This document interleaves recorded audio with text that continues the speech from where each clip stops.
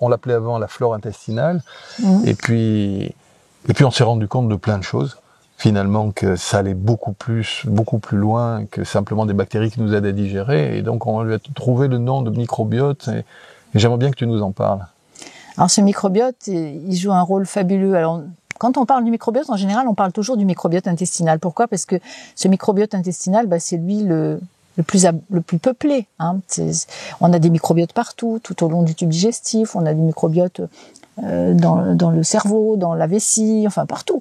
Mais le microbiote intestinal, il est fabuleux parce que il est très, très peuplé. Et c'est ça qui a impressionné tous nos chercheurs.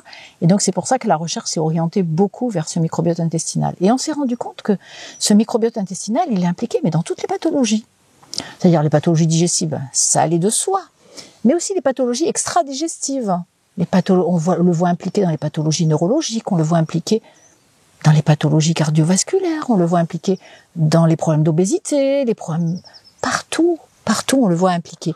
Et ça va devenir en fait une science incontournable, c'est-à-dire il va falloir traiter le microbiote pour toutes les pathologies. Et donc il pensait donc la connaissance des besoins vitaux de ce microbiote intestinal, elle va être essentielle. On va l'enseigner au cours de cette formation parce que il faut le connaître, parce que ça va être une clé pour modifier tout son état de santé. Et oui, le microbiote et l'intestin sont finalement au centre de l'équilibre de santé. Exactement. On s'en rend compte. Exactement. Merci.